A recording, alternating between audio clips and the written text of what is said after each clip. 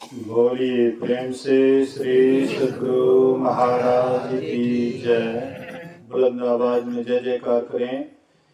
श्री सद्गुरु महाराज की जय। श्री सद्गुरु महाराज की जय। श्री सद्गुरु महाराज की जय।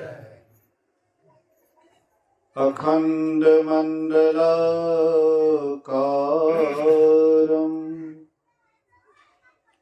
व्याप्तं येन चराचरं तत्पदं दर्शितं येन तस्मै श्री गुरुवे नमः। धन्य धन्य सतगुरु सुखद महिमा कहे न जाए। जो कछु कहूँ तुम्हारी कृपा मोते कछु न बसाए। सर्वत्र सर्वदा वर्तमान सद्गुरु महाराज जी के पावन चरणों में कोटि कोटि नमन। उपस्थित गुरुजन, धर्म प्रेमी सत्संगी बंधुओं, पूजनीय माताओं तथा भक्तिमती बहनों, अभी हम लोग एक दिवसीय संतमत सत्संग जो सुखदेव बाबू के द्वारा किया गया है, अभी हम लोग अपराह्न कालीन सत्संग में उपस्थित हैं।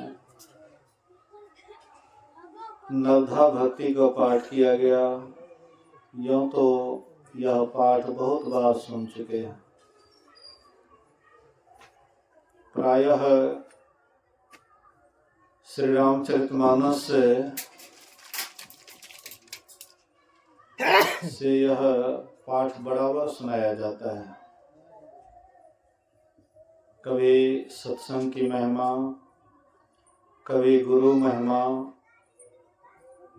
कभी नवधा भक्ति, कभी भक्ति आदि विषयों पर पाठ किया जाता है।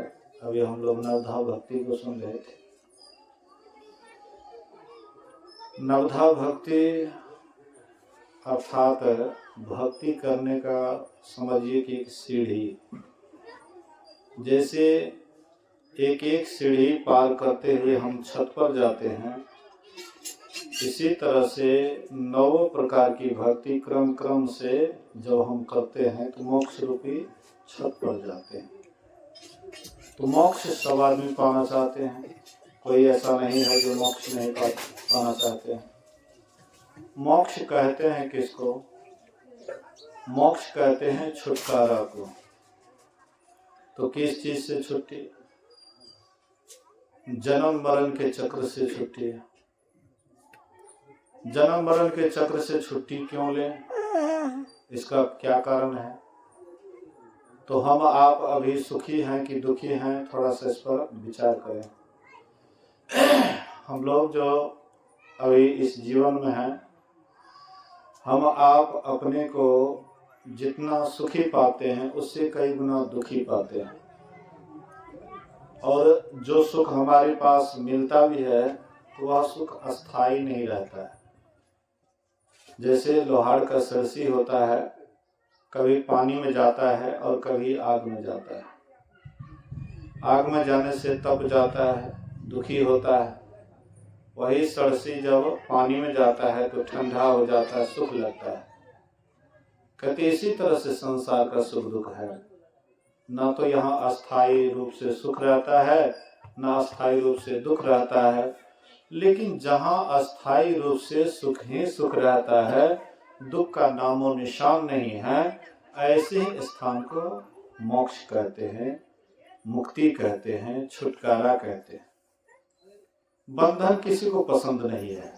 किसी से भी पूछिए कि आपको बंधन पसंद है, बंधन में कोई नहीं रहना चाहता। आप ही का बेटा है, बेटी है, पत्नी है, सब कोई स्वतंत्र रहना चाहते हैं, परतंत्र कोई भी रहना नहीं चाहते।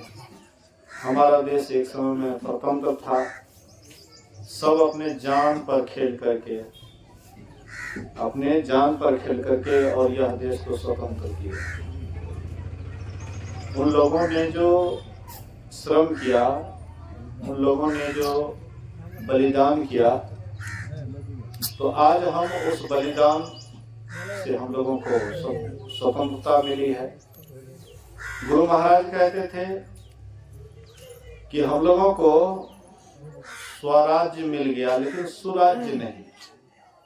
स्वराज्य अपना राज्य मिला लेकिन सुराज्य नहीं।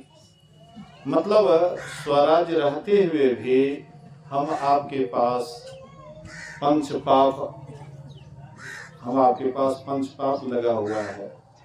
झूठ, चोरी, नशा, हिंसा, व्यभिचार, ये पंच पाप अगर खत्म हो जाए, इसको हटा दें, तो शायद स्वराज्य में सुराज्य हो जाएगा। लेकिन ये पंच पाप को हटाने का कौन, कैसे ये पांचों पाप हटेगा? आप किसी को कानून के डंडा से अगर सोचिएगा कि ये पंच पाप को हटा दे, बिल्कुल असंभव है। लेकिन अगर उनके बुद्धि को अगर परिमार्जित किया जाए, उनके बुद्धि को अगर ठीक किया जाए, बुद्धि अगर सुधर जाएगा, उसका सारा विचार सुधर जाएगा, व्यवहार सुधर जाएगा। लेकिन ये बुद्धि ठीक होगा कैसे? ये बुद्धि कैसे ठीक होगा? एक नाव पर एक महात्मा जी और 4-5 युवक भी उस नाव पर चढ़ गए। तो युवक तो उच्चृंखल स्वभाव का होता है। युवक, इंद्र, कुत्ता, ये तीनों के एक कैटेगरी लिया।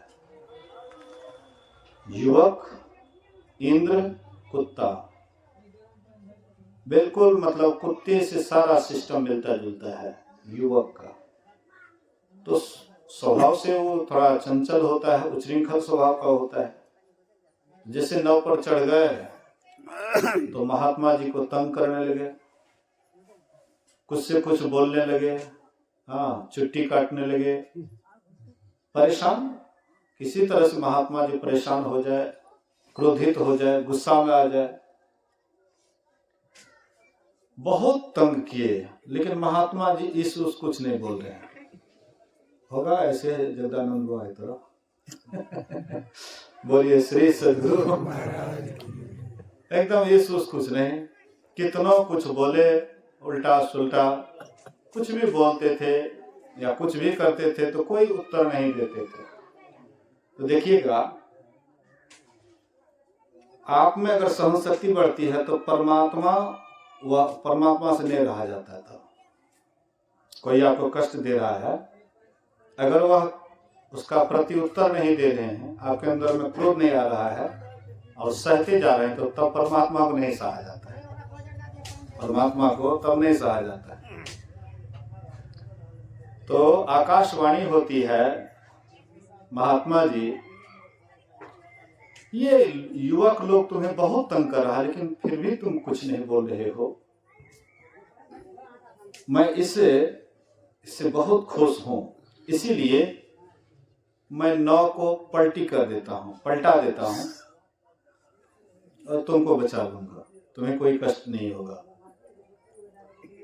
तो महात्मा जी कहते हैं कि हे परमात्मा, हे ईश्वर, अगर पलटाना ही है तो इनके बुद्धि को पलटा दीजिए। नाव को पलटाने से क्या फायदा? नाव को पलटा दीजिएगा, इसका शरीर खत्म हो जाएगा, लेकिन बुद्धि तो वही रहेगी जो इनके पास अभी बुद्धि है। नाव पलटाने के बाद भी शरीर छूट गया तो क्या हो गया, लेकिन फिर जब शरीर धारण करेगा तो यही बुद्धि रहेगी ना। लोग मान लीजिए कोई आदमी मरता है, तो मरता है तो उसके बाद जन्म लेगा तो क्या होगा, वो इंसान हो जाएगा। इस जन्म में चोर है, डाकू है, बेईमान है, और मरेगा तो क्या हो जाएगा, इंसान हो जाएगा।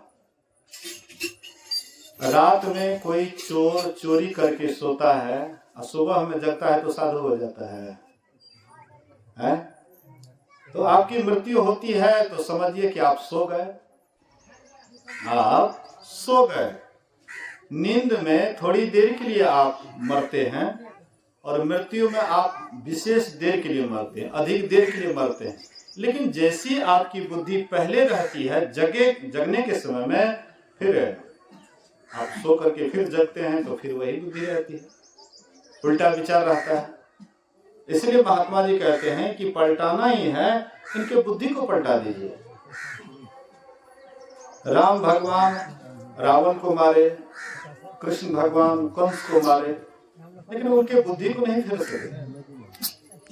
लेकिन देख लीजिए जितने संत हुए, हाँ, अंगुलीमाल जैसे डाकू को भगवान बुद्ध ने सुधार दिया, उनके बुद्धि को ही पलटा दिया।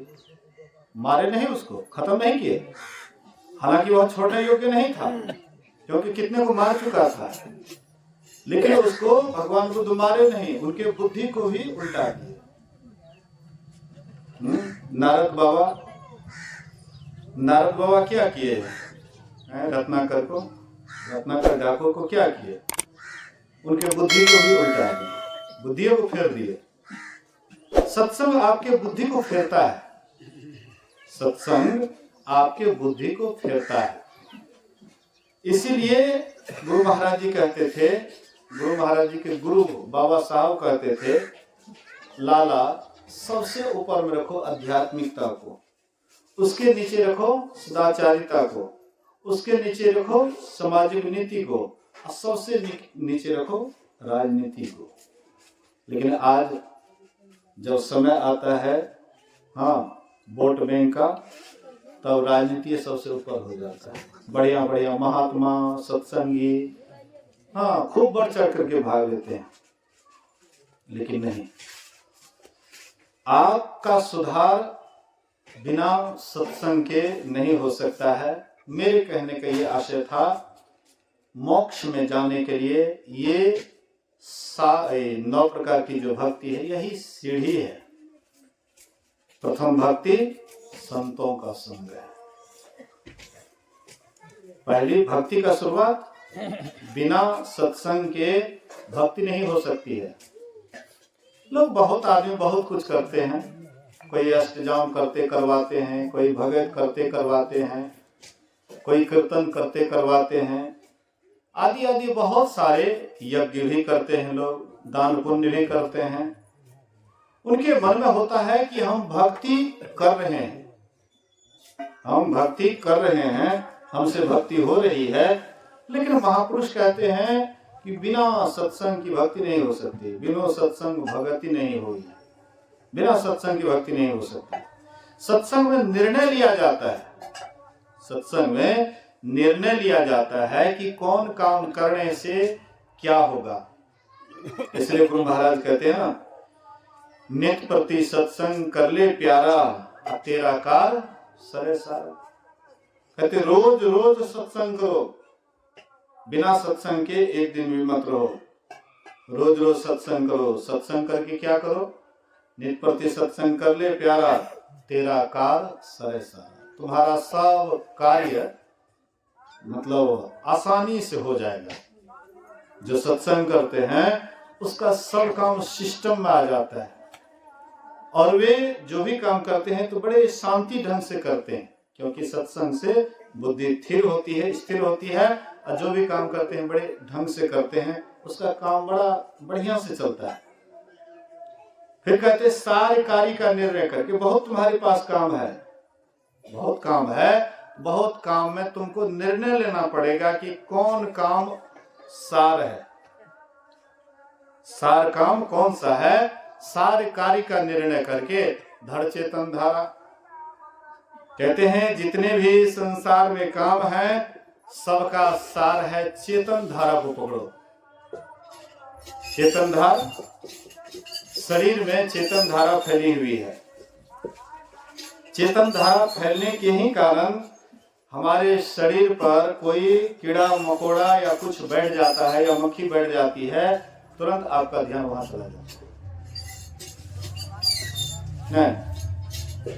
आपके शरीर पर कहीं भी कोई मक्खी वगैरह बैठ जाता है तो तुरंत आपको मालूम हो जाता है। मालूम करने वाला कौन है? वही चेतन की धारा। तो यही चेतन धार को पकड़ना है। इस चेतन धार को कहाँ पकड़िएगा? किस जगह में जाकर के पकड़िएगा? उसका कहीं पर केंद्र होगा। जहां से वो फैला हुआ है, जिस जगह से पसरा हुआ है, वहां पर उसका केंद्र होगा। तो कौन जगह से वह फैला हुआ है? तो कहते हैं यहां से फैला हुआ है, दशम द्वार। दशम द्वार से वृत्ति फैली हुई है, यहीं पर उसका केंद्र है। और उसी को जो केंद्र में केंद्रित करते हैं तब चेतन धार पकड़ में आता है। हाँ, तब चेतन धार की पकड़ होती है। इसलिए कहते हैं प्रथम भक्ति संतों का संग करो। यहीं पर निर्णय हो जाएगा कि कौन काम असली है, जिसको करने से हमारी छुट्टी हो जाएगी। दूसरी भक्ति प्रथम भक्ति संतों का संग है। दूसरी भक्ति कथा की चर्चा में प्रेम। अगर हम कथा कह रहे हैं और आप सुन करके भी अनसुनी कर रहे हैं तो ना तो मुझे फायदा होगा ना आपको फायदा होगा, समय यूं ही चला जाएगा। रामकृष्ण परमहंस जी महाराज से बोले रानी रासमणी। रानी रासमणी कहती है कि ठाकुर जी हमको एक भजन सुनाओ, हमको एक भजन सुनाओ। रामकृष्ण परमहंस भजन सुनाने लगे और वह कुछ से कुछ भीतरे भीतर कुछ से कुछ दिमाग में मन में सोचने लगी। क्या करते हैं? एक थप्पड़ देते हैं उसको, रानी रासमणी को। रानी राजा महाराजा को उस समय में था बोलबाल, और रानी को एक थप्पड़ दे दिए। क्योंकि संत महापुरुष निडर होते हैं, डर नहीं होता है, निडर होते हैं, किसी से भी डरते नहीं, सही बात कहने से भी हिचकते नहीं है। एक बार मास ध्यान चल रहा था मनिहारी घाट में, मनिहारी में मास ध्यान चल रहा था। तो वहां पर साधकों की संख्या पूरी हो चुकी थी। जितना साधक चाहिए उतना साधक पूरा हो गया था। और इधर से एक सेठ साहूकार था, धनी मनी आदमी। एक इधर से गरीब आदमी था, वो भी गया था, तो उसको अंदर नहीं घुसने दिया। तो बाहरे में अपना एक टेंट वगैरह कपड़ा टांग करके, हाँ, ये दोनों उसी में रहने लगे। दोनों उसी में रहते थे बाहरे में। हाँ, वहाँ दे करके तो समय समय पर जैसे ध्यान होता था, सब चीज होता था, अपनी व्यवस्था अपनी ओर से व्यवस्था रखते थे। उस समय ध्यान भी चलता था तो लोग अपनी ओर से व्यवस्था रखते थे। अगर ऐसा हो तो अभी भी ध्यान शिविर चल सकता है बहुत जगह, लेकिन अभी लोगों के अंदर वो हो गया है कि कहीं ध्यान करवाएगा तो व्यवस्था चाहिए। अब व्यवस्था करने के लिए परेशानी होती है व्यवस्थापक को, इसलिए धीरे धीरे ध्यान के प्रति लोगों का दिमाग हट रहा है। लोग थोड़ा परिश्रम से पीछे भी हटते जा रहे हैं। पहले समय में जितना लोग श्रम करते थे उससे और धीरे धीरे घटते जा रहा है, लोग सुकुमार होते जा रहे हैं। तो वहां पर भी दोनों था। तो समय समय पर ध्यान वगैरह सब चीज करते थे। वो जो गरीब आदमी था तो उन्हीं के साथ में वो भी रहते थे। इनके पास में ज्यादा खर्चा नहीं था, तो सिंपल में मतलब जो है भोजन उसका भी बना करके देते थे। वो सेठ जी था, उसका भी बना करके देते थे और अपना भी खाते थे। ये दूध वगैरह कभी नहीं खाए, दूध होता था तो उन्हीं को खिला देते थे। बाद में जब हिसाब होने लगा तो सेठ जी क्या किए, तो दूधों का दाम जोड़ दिए उसके ऊपर। जो गरीब साधक था उसके ऊपर दूधों का दाम जोड़ दिए। नहीं तुमको भी दूध का खर्चा देना, नहीं हम खबे नहीं किए हैं। एक तो आपको भोजनों बना करके दिए कि आपके शिविर में रह रहे थे, हम आपको भोजनों बना करके दिए, उसमें भी मैं जो खाता था तो अपनी ओर से भी मैं मिला करके खाता था, आपका खाए भी नहीं। इसीलिए हम दूध का पैसा क्यों दें, नहीं देना ही पड़ेगा। तो वो शिकायत किए शमशेर बाबा से, कहते हैं बाबा देखिए ना, हम इनके साथ में थे, भोजन बना करके खिलाते थे, हाँ हम दूध कभी नहीं खाए, आज मेरे ऊपर दूध का भी हिसाब जोड़ रहा है, हम गरीब आदमी कहाँ से पूरा करेंगे। तो शमशेर बाबा गए गुरु महाराज के पास, कहते हुजूर ऐसी ऐसी बात है, गरीब साधक है, वहाँ वो दूध भी नहीं खाया और उसके ऊपर हिसाब जोड़ रहा है। तो गुरु महाराज बोले कि उसको बुलाओ, दोनों को बुलाओ। गुरु महाराज दोनों को बुलाए। बुलाने के बाद उस सेठ जी से कहते हैं कि देखो जी ये तुम्हारे साथ रहता है। जी हजूर रहता है। तो तुम जो हिसाब किया है, ये तुमको भोजन भी बना करके देता था? तो हाँ देता था। तो तुम दूध भी लाता था? तो हाँ लाते थे। तो दूध खेबो करता था? नहीं खाते थे। तो तुम इसके ऊपर हिसाब भी जोड़ा? तो हाँ जोड़ा। भागो यहाँ से, भागता है कि नहीं भागता, इसका जल्दी से गिराओ, हटाओ इसको हम देखना नहीं चाहते। इतना जोर से गुरु महाराज बिगड़े कि तुरंत उनके जो टांगे हुए तो तुरंत उसको गिरा, निकलिए, नहीं तो गुरु महाराज बहुत गुस्सा गए हैं। मेरे कहने का ये आशय है कि संत महात्मा निडर होते हैं और किसी की गलती को जल्दी बर्दाश्त नहीं करते। हाँ आजकल तो हम वो देखा, कोई सेठ जी है, कोई गरीब आदमी है, उसको दबा रहा है, हम देख रहे हैं कि इसका गलती है, लेकिन हम बोल नहीं पा रहे क्योंकि सेठ हाँ धनी आदमी है, उसके मुंह को बोलेंगे हो ना हो कहीं कुछ हमारे ऊपर में कोई छरकी लगा दे, कोई परेशानी डाल दे। साधु भी है तो साधु भी ठीक नहीं बोल पा रहा है, उसके भी मन में होता है कि उसके यहाँ जाएंगे तो विदाई जल कर देगा। गरीब आदमी क्या देगा। मतलब देखिए संत महात्मा निडर होते हैं, इसीलिए रामकृष्ण परमहंस एक रानी के मुंह पर चाटा मार दिए। बोले कि तू कहती है हमको भजन गाने के लिए, तो कहाँ कहाँ तुम्हारा दिमाग जा रहा है? भजन गाने के लिए बोली है तो बढ़िया से सुन भजन। देखिए मेरे कहने के यह से है, दूसरी भक्ति मम कथा प्रसंगा, दूसरी भक्ति कथा की चर्चा में प्रेम श्रद्धा से सुनना चाहिए। सुनी समुझहि जन्मुदित मन, मज्जहि अति अनुराग, लहहि चारि फल अछतनो, साधु समाज प्रिया।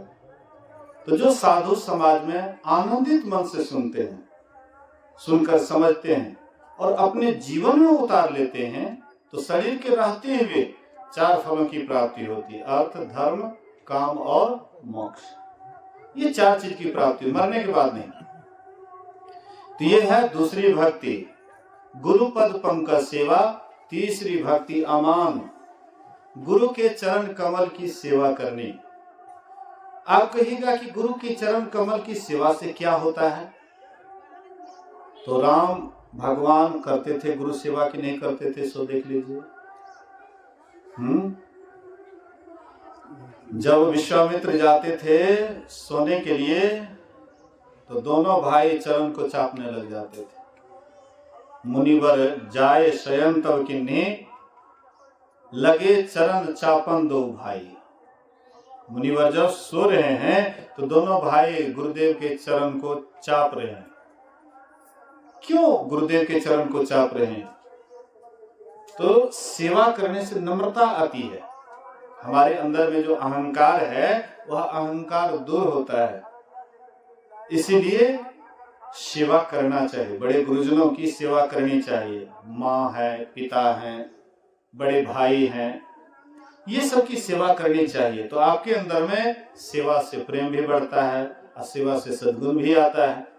हम जिनकी सेवा करते हैं उनका सद्गुण मेरे अंदर आता है, इसलिए सेवा से सद्गुण है आते, जिससे जीवन सुखमय होता।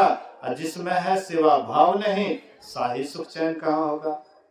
एक तो शरीर के साथ सेवा करते हैं, शारीरिक आपूर्ति को पूर्ति करते हैं, एक ये सेवा है। दूसरी है कि उनकी आज्ञा का पालन, उनकी जो आज्ञा है उसका अगर हम पालन करते हैं तो उनकी कृपा होती रहती है हमारे ऊपर। इसलिए गुरुपद पंकज सेवा तीसरी भक्ति अमान और चौथी भगति मम गुणगन कराई कपट तजिगान। मेरे मंत्र का जो जप करना है, यही पांचवी भक्ति वेद में प्रसिद्ध है। मंत्र जाप मम दृढ़ विश्वासा पंचम भजन सुवेद प्रकाशा। पांचवी भक्ति है मेरे मंत्र का जप करना है, लेकिन दृढ़ विश्वास के साथ। ऐसा नहीं माला तो कर में फिरे, जीव फिरे मुख माही, मनमा तो दहुदिस फिरे, यह तो सुमरन नाही। हम सुमरन कर रहे हैं, मन कहीं से कहीं जा रहा है, मन सिमट नहीं रहा है। इसलिए तन थीर मन थीर सुरत निरत थिर होए, कह कबीर इस पलक को कल्प न पावे को। तो शरीर के साथ मन को भी स्थिर करना है, इसके लिए मंत्र जाप पूरे दृढ़ विश्वास के साथ कीजिए। यही हो गई आपकी पांचवी भक्ति। छठी भक्ति इंद्रियों का दमन करना है। इंद्रियां जो बाहर बाहर दौड़ती है, विषयों में सुख ढूंढती है, कहते हैं कि इसको अपने अंदर सिमटना है, दमशील बनना है। कोई नदी का पानी बह रहा है, अगर उसको लौटाना है तो मजबूत बांध दे दीजिए, उसका दूसरे तरफ उसका धारा हो जाता है। वैसे ही हमारी इंद्रियां जो है विषयों की तरफ जा रही है। लक्ष्मीपति जी महाराज कहते हैं, विषय वासना छुटक न मन से, नाहक नर बैराग करे, जल बीच मीन बजे बंसी में, जिभ्या कारण प्राण तजे, सो रसना बस कियो न जोगी, नाहक इंद्रिय साध मरे, वन में रहत मृगा निशिवासर, ना काहू से दोष करे, सो मुरली धुन सुनन कारण, व्याधा बाण से प्राण हरे, नैना कारण जले पतेंगा, पारस पाए गजराज हरे, नासा कारण भ्रमर नाश भयो, पांचों रसले पांच मरे, किन्हों कोटि जब तीरथ, मौनी होकर ध्यान धरे, लक्ष्मीपति तब लग सब झूठा, जब लग मन नहीं हाथ धरे। तो कहते हैं कि इंद्रियों का दमन करो। इंद्रियों का दमन कैसे करोगे? हम देखते हैं घर में स्विच होता है, मेन स्विच होता है। बोलिए श्री सद्गुरु। तो घर में जो है मेन स्विच होता है, जिसको एमबीसी भी कहते हैं। वहां पर मेन स्विच ऑफ कर दीजिए तो सारी जितना भी यंत्र है सब इंद्रियां सब यंत्र ठप पड़ जाता है। ऑन करते हैं तो सब यंत्र चलने लग जाता है। ऐसे हमारे पास में यहाँ पर आज्ञा चक्र है। यहाँ से जब हम नीचे की तरफ उतरते हैं तो धीरे धीरे इंद्रियां से बेखबर होते जाते हैं।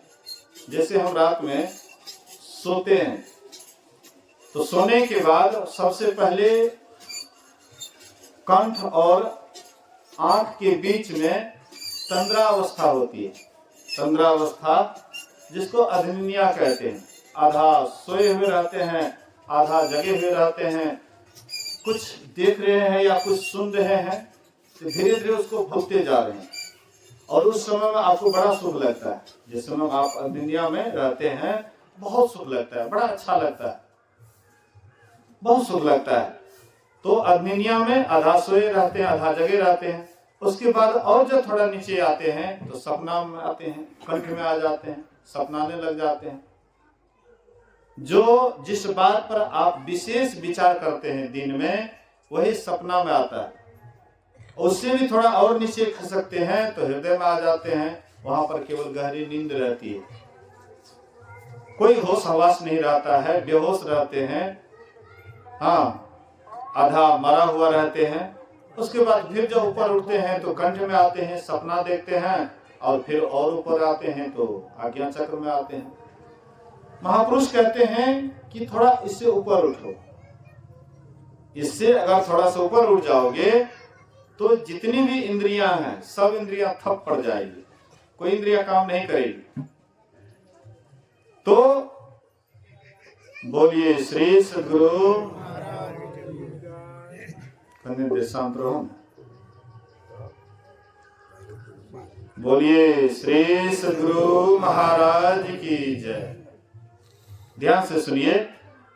तो मेरे कहने का ये आशय है कि थोड़ा सा अगर ऊपर उठते हैं तो इंद्रियां दमन हो जाती है, इंद्रियों का दमन हो जाता है।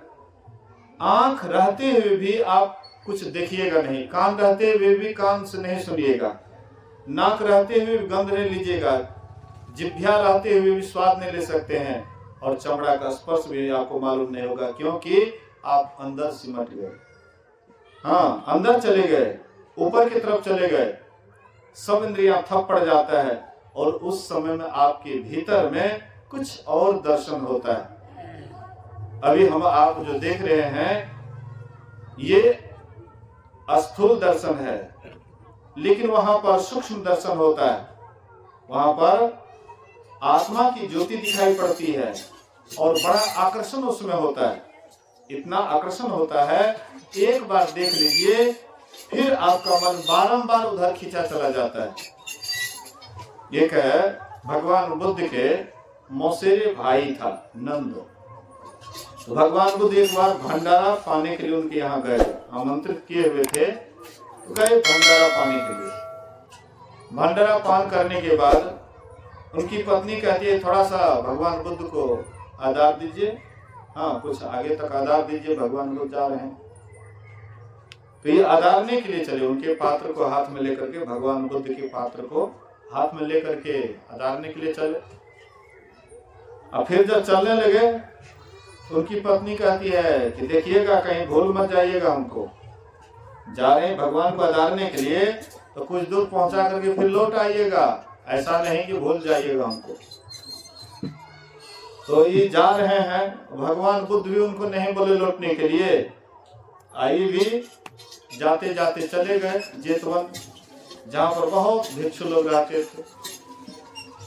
बहुत भिक्षुओं के बीच में सब भिक्षु को देखते थे ध्यान करते हुए। जितने भिक्षु थे सब ध्यान करते थे, 24 घंटा में एक बार भोजन करते थे, 24 घंटा में एक ही बार भोजन करते थे, और सब के सब एकदम ध्यानस्थ रहते थे, बराबर ध्यानस्थ रहते थे, ध्यान में लवलीन रहते थे।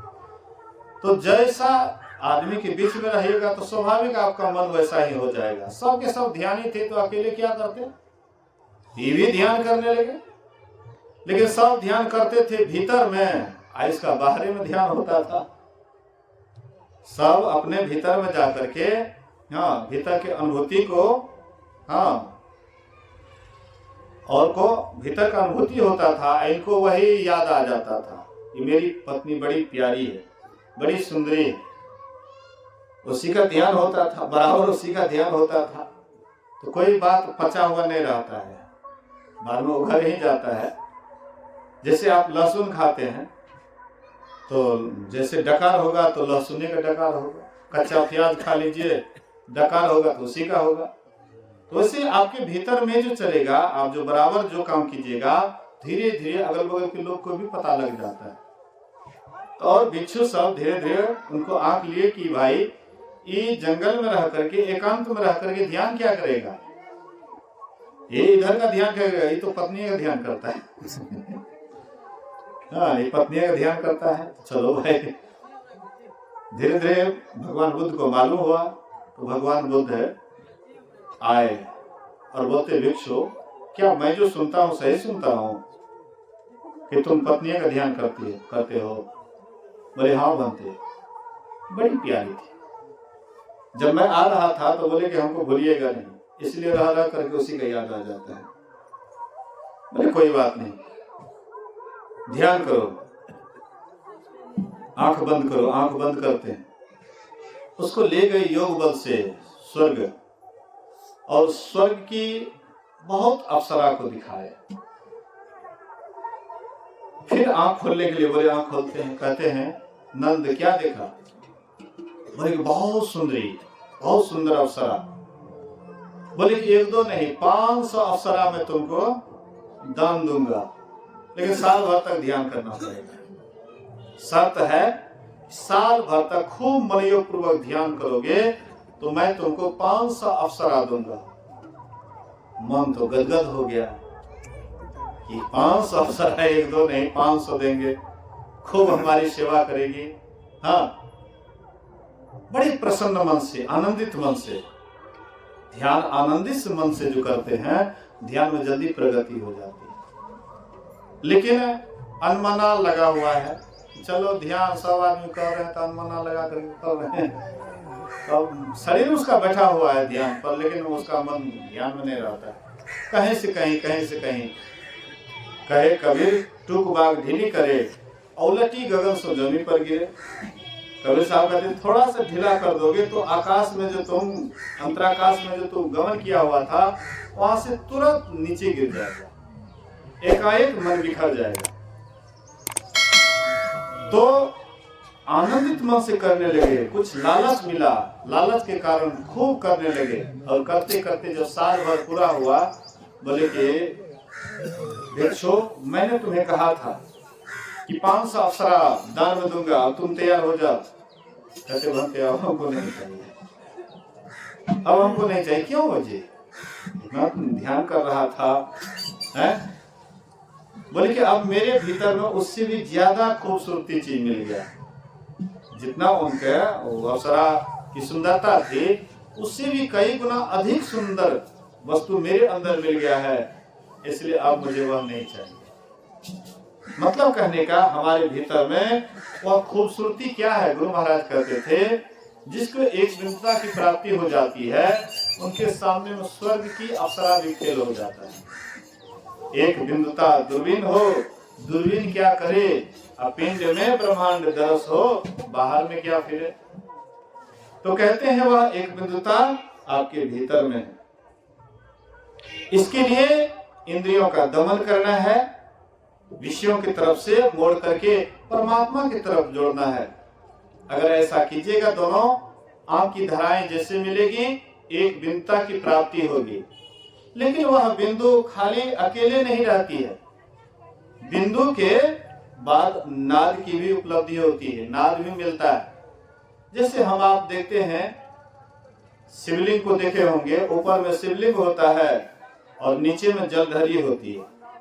जल जो ढालते हैं उसका ये जलधरी की तरह बना हुआ रहता है। तो कहते हैं कि इसी तरह से जैसे बिंदु होता है, बिंदु का भेदन करने के बाद नाद उपस्थित होता है, नाद लिंग उपस्थित होता है।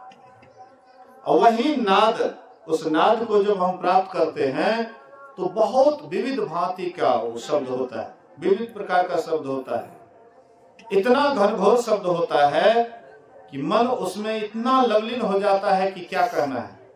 जैसे भंवरा को जब तक फूल का पराग नहीं मिलता है तो भंवरा देखिएगा भनभनाते रहता है, भनभनाते रहता है, बिना वो शांत नहीं रह पाता है, भनभनाते रहता है। लेकिन जब उसको फूल का पराग मिलने लग जाता है, फूल का रस मिलने लग जाता है, तो भंवरा एकदम शांत हो जाता है, सब कुछ भूल जाता है भंवरा। कब शाम हुआ, कब सुबह हुआ, हाँ, शाम के समय धीरे धीरे रात में पंखुड़ियां बंद हो जाती है, उसमें इतना वह रस में, हाँ, वह आनंद में आनंदित रहता है, उसको पता भी नहीं लगता है कि पंखुड़ियां कब बंद हो गई। रात भर उसमें, हाँ, भंवरा पड़ा हुआ रहता है। कहते इसी तरह से हम आपका मन भी जब तक अंतर में प्रवेश करके जब भीतर का रस नहीं लेता है, तब तक ऐसे ही मन इधर उधर दौड़ते रहता है कहीं पर, लेकिन एक जगह मन नहीं रहता है। एक जगह कोनो भी सुख, संसार में 5 विषय है ना, 5 विषय में से कोई एक विषय पर बराबर नहीं रहेगा। कभी रूप पर जाएगा तो कभी रस पर जाएगा, कभी गंध पर जाएगा तो कभी शब्द पर जाएगा, कभी स्पर्श पर जाएगा। इस तरह से मन बदलते रहता है, एक रंग नहीं रहता है। गिरगिट में, हाँ, कहते हैं कि 24 घंटा में 12 रंग का होता है। ऐसे ही ये गिरगिट की तरह रंग बदलते रहता है, मन का स्वभाव ऐसा है। लेकिन जब यह मन अंदर के आनंद को पाने लग जाता है, तब इसका रंग बदलना बंद हो जाता है, तब वह अनहद शब्द में लीन होकर के धीरे धीरे उसको आदि शब्द की बाद में उपलब्धि होती है।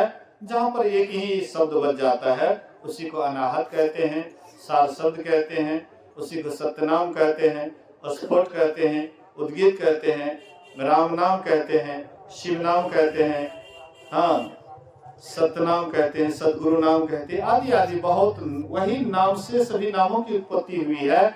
उस नाम को पकड़ करके तब आप चले जाते हैं जहां से वह शब्द आता है, परमात्मा से वह शब्द आता है, परमात्मा में जाकर के आप एक मेक हो जाते हैं। फिर आवागमन का चक्र सदा के लिए समाप्त हो जाता है। यही है सातम सम मोहि मैं जग देखा, मौते संत अधिक कर लेखा। तो वे सातवीं भक्ति में पूर्ण हो जाती है। आठवीं भक्ति नवीं भक्ति तो इसका फल है। जो सातवीं भक्ति तक में, सातवीं भक्ति में पूर्ण हो गए, आठवीं भक्ति आठम जथा लाभ संतोष, जितना ही उसको होता है उसी में वो संतुष्ट रहता है। कबीर साहब के बारे में सुने हैं? कबीर साहब चादर बना करके ले गए बाजार, उसका दाम सुनाने लगे 5 रुपया।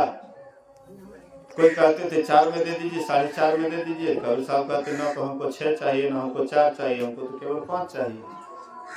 जब शाम का समय होने लगा, चादर की बिक्री नहीं हुई, कबीर साहब निराश होकर के चादर समेट लिया, चल दिए घर। रास्ते में चतुर आदमी से भेंट हो जाती, कहते कबीर साहब चादर की बिक्री नहीं हुई। बोले कि देखिए ऐसी ऐसी बात है, कोई 4 4.5 देता था, लेकिन हम उसका दाम 5 रुपया सुना। तो लाइए ये चादर हम आपको, हाँ 5 रुपया चाहिए आपको, तो हम 5 रुपया चाहिए। गए वो, उसका दाम सुनाने लगे 8 रुपया। कोई मरमुला करके 7 रुपया वह चादर खरीद लिया। तो वह चतुर आदमी कबीर साहब को 5 रुपया देते हुए और 2 रुपया मुनाफा दिखाते हुए, जिस चादर को आपने 5 रुपया नहीं दे सका, मैं उसको 7 रुपया बिका, ये लीजिए आप 5 रुपया, दे लीजिए 2 रुपया मुनाफा। कबीर चाले हाट को कहे न कोई पतिया है, आप 5 टके का 2 पटा 7 टके हो जाए। ऐसे जो संत होते हैं, महापुरुष होते हैं, जो समता को प्राप्त कर लेते हैं, बड़े संतोषी रहते हैं। आठम जथाला संतोष, सपना में नहीं देखा परदोष, और दूसरे के दोष को कैसे देखेंगे जब सब में एक ही ब्रह्म दर्शता है, सबके अंदर एक ही परमात्मा नजर आता है, तो दूसरे के अंदर से क्या दोष निकालेंगे। नवम सरल सब संचलहीना, नवी भक्ति अर्थात बिल्कुल सरल हो जाना, उनसे सरल कोई हो ही नहीं सकता है। सिकंदर लोदी कबीर साहब को पत्थर बांध करके नदी में डुबा दिए, लेकिन वह उल्टे तैरते हुए, पत्थर के ऊपर उल्टे तैरते हुए फिर निकल गए। बिल्कुल सरल हो जाता है, किसी से दुश्मनी नहीं रहता। दुश्मनी करेंगे किससे, सब में तो एक ही परमात्मा नजर आता है। नवम सरल छलहीना मम भोर सिंहरस में, उनको एक परमात्मा को छोड़ करके और किसी का भरोसा नहीं रहता। एक परमात्मा पर ही उसको बहुत विश्वास रहता है, उसका विश्वास कभी टलता है। हम आपका टल सकता है, लेकिन उसका विश्वास कभी नहीं टलता, क्योंकि उसको प्राप्त कर लेते हैं। तो ये सारी बातें हैं, इनको सुनिए, समझिए और अपने जीवन में उतारिए। कहने सुनने के लिए बहुत बात है, लेकिन सार रूप में मैंने नवधा भक्ति का विश्लेषण किया है। और बाबा हम तो केवल बाहर सुना दिए, और बाबा भीतर वाली बात सुनाएंगे, कैसे कैसे क्या क्या होता है हाँ भक्ति में। वो तो हम किताब इधर उधर से झटा मार दिए जैसे तैसे, बाबा गूढ़ बात सुनाएंगे। हाँ साधना में कैसे कैसे क्या सब होता है, हाँ बाबा बहुत छिपा करके रखते हैं। गुंगा को गुड़ खिला दीजिए, पूछिए स्वाद क्या बोलेंगे, मतलब बहुत बढ़िया लगा। गुंगा वही कहेंगे, वही बात है। गुंगे का गुड़ है भगवान, और बाहर भीतर एक समान। तो जो गुंगा बन गए हैं, भीतर के आनंद को लेते हैं, उनके संबंध में कहना क्या है, वे बराबर उसी आनंद में आनंदित रहते हैं। तो ऐसे जो आनंद में आनंदित रहने वाले हैं, वही बाबा से हम लोग भरपूर मात्रा में सुनेंगे। आप लोग ध्यान नहीं दीजिएगा कि बाबा बोल गए तो उसके बाद ऐसे वैसे, इस सब ध्यान नहीं दीजिएगा। बाबा रसगुल्ला नहीं खाते हैं, लेकिन नीम का पत्ता खाते हैं। क्यों खाते हैं नीम का पत्ता? नीम स्वास्थ्य के लिए लाभवर्धक होता है, और रसगुल्ला स्वास्थ्य के लिए हानिकारक होता है। लेकिन ऐसे आदमी तो बहुत कम मिलेगा आपको, नीम का पत्ता खाने वाला बहुत कम आदमी। मैं भी अभी बैग में रखा हूँ, कभी कभी याद पड़ता है तो निकाल लेता हूँ, फांकी मार लेता हूँ। तो ऐसे करने वाले बहुत कम है। रसगुल्ला खाने में तो 100% सब आदमी रसगुल्ला पसंद करते हैं। इसलिए बाबा नीम का चूर्ण खिलाएंगे जो स्वास्थ्य के लिए लाभप्रद होगा। सब आदमी बढ़िया से शांत होकर के स्थिर होकर के सुनिएगा। बोलिए प्रेम से श्री सद्गुरु महाराज की जय।